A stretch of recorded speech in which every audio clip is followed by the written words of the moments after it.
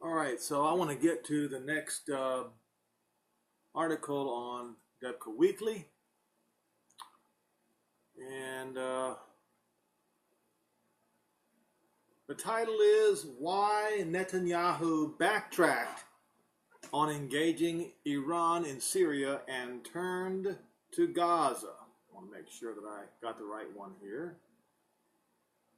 There's going to be two with this. I'm telling you what, this is a real. I got my money's worth on this particular email.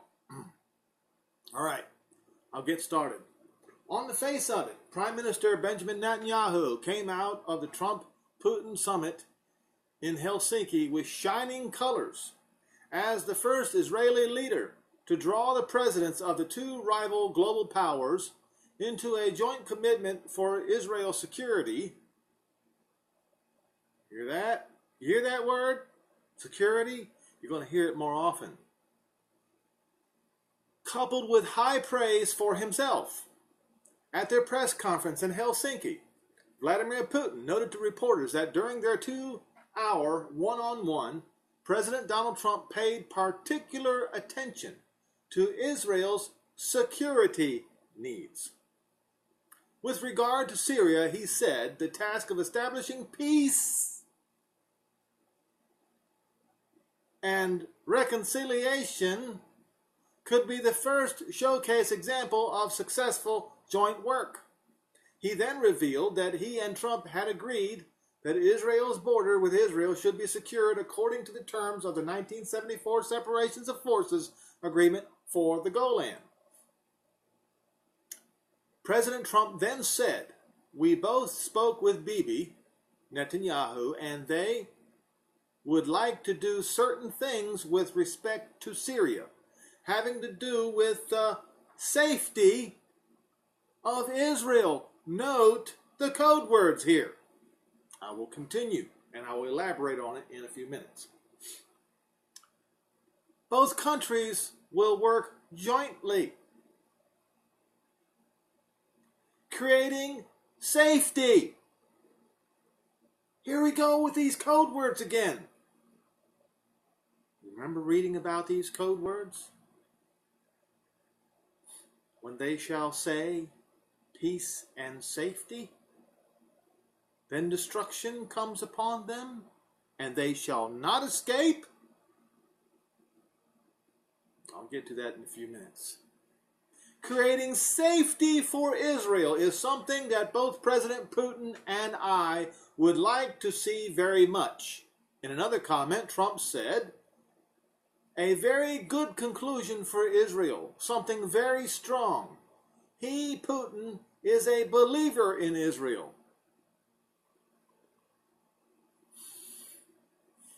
He is a fan of Bibi." Yeah, sure. He is really helping him a lot and will help him a lot, which is good for all of us. The Prime Minister's office in Jerusalem first commended the abiding commitment of the U.S. and President Donald Trump to Israel's security. Maybe you want to start counting how many times this is mentioned in this article. Then added, Prime Minister Netanyahu also very much appreciates the security coordination between Israel and Russia and Putin's clear position on the need to uphold the 1974 agreement between Israel and Syria. Netanyahu had every reason to pat himself on the back. He was not only persona grata in both Washington and Moscow, a rare position for an Israeli leader, but he was also advantageously placed to serve as go-between for Putin and Trump on Iran and possibly other key issues relating to the Middle East. This diplomatic feat, however, has three drawbacks for Israel.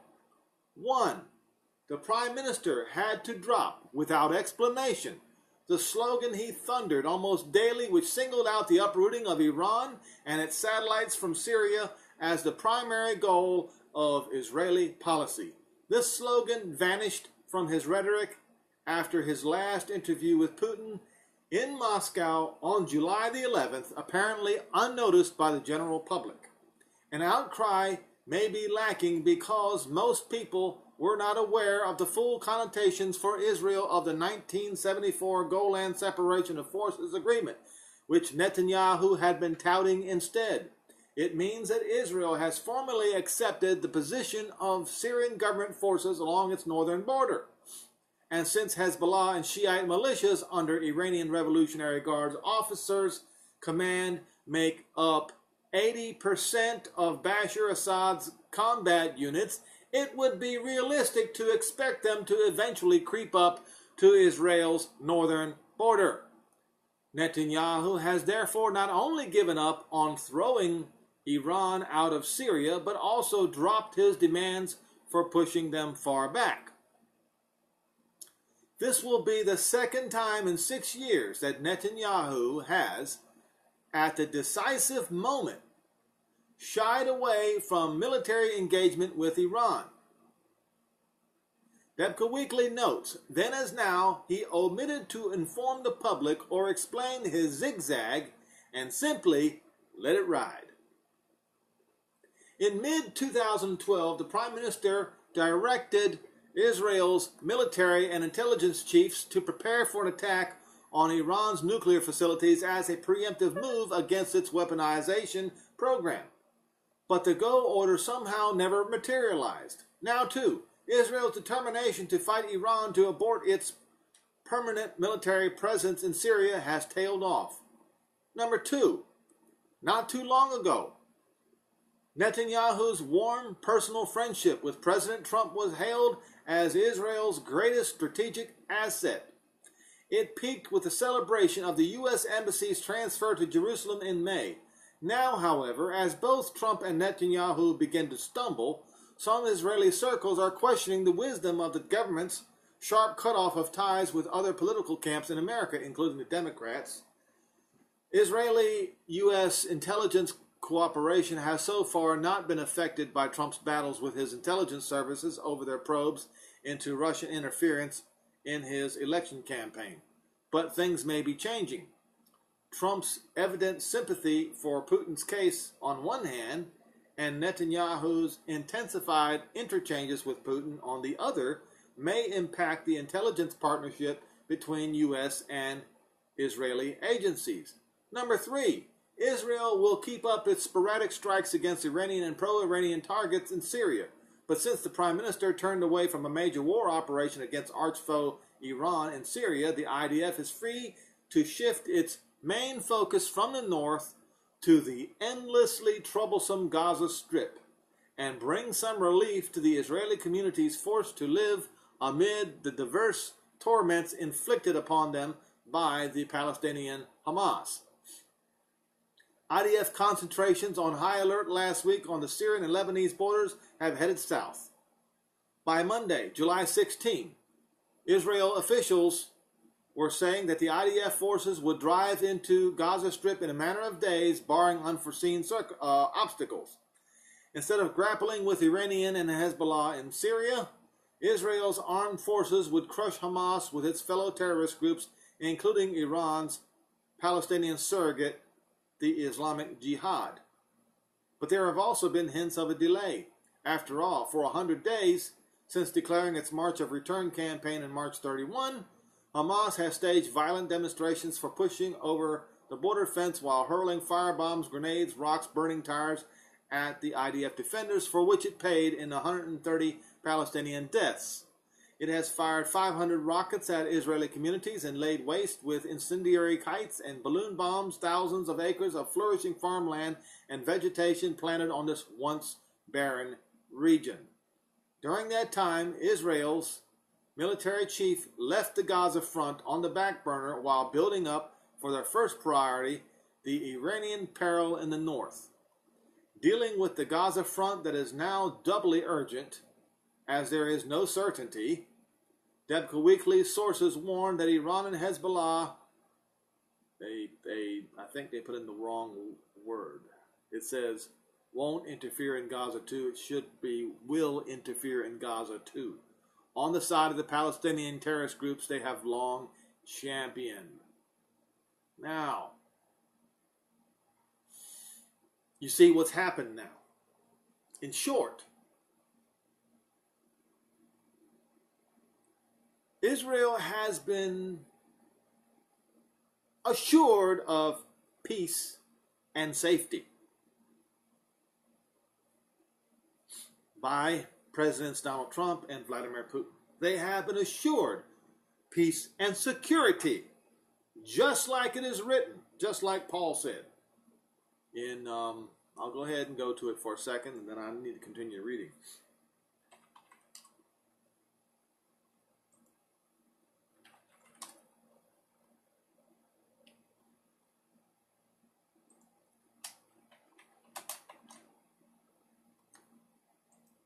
First Thessalonians 5, verse 3.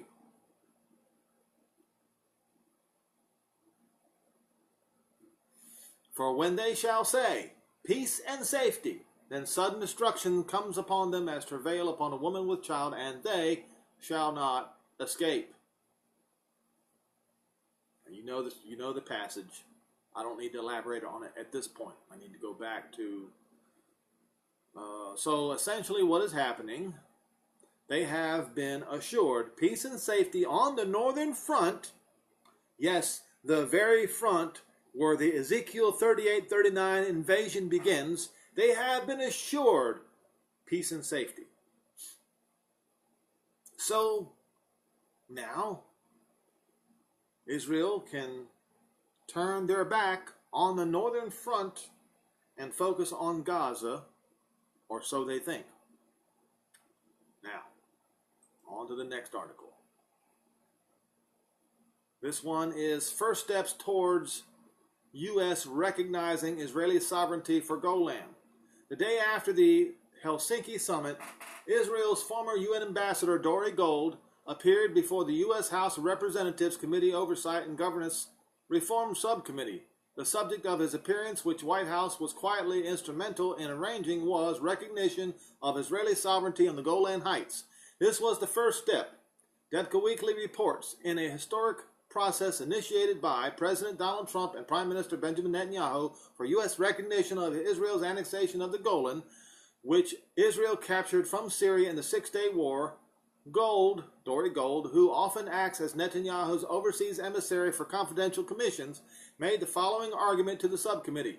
U.S. recognition of Israeli sovereignty over the Golan Heights would fulfill previous diplomatic assurances given to Israel by past administrations regarding the strategic plateau.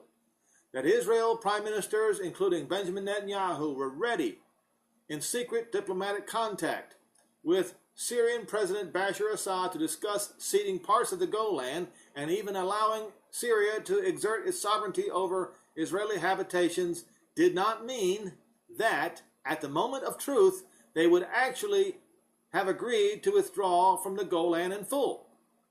In the 1975 Ford letter, President Ford, was enormously significant because it conveyed a consistent American understanding at the highest level that Israel must remain on the Golan Heights.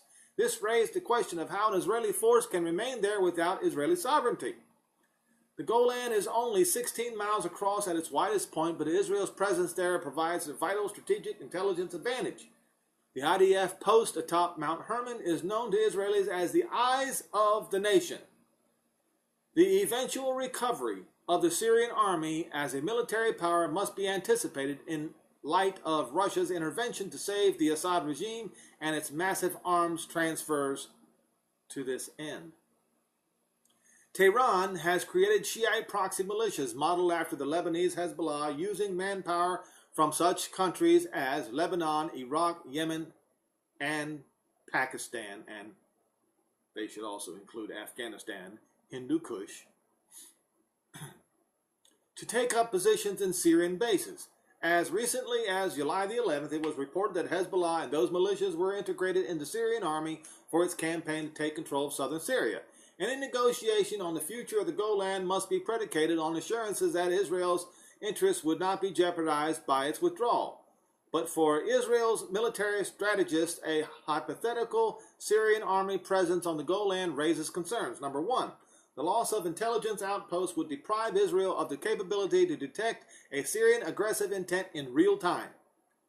Number 2, and even with timely warning, an Israeli government would think twice before going to war to recover its former line of defense after it's enclosed into Syrian territory. Any agreed security arrangements on the Syrian soil could be extremely fragile and leave Israel deprived of both Golan and security. And if a future regime in Damascus pledged to uphold such arrangements, would foreign militias feel bound by them? Israel is currently under assault by Iran's axis of resistance, which has been operating under Russian protection. Various Middle Eastern countries are equally under threat from the Axis activities from Morocco in the west to Arab Gulf states and many riparian states of the Red Sea. None of these governments would question the need for a permanent Israeli presence on the Golan. As the Assad regime begins to recover from a long civil war, its allies are already making demands, including the return of the Golan Heights. The strongest rebuttal for these demands would be the recognition of Israel's sovereignty.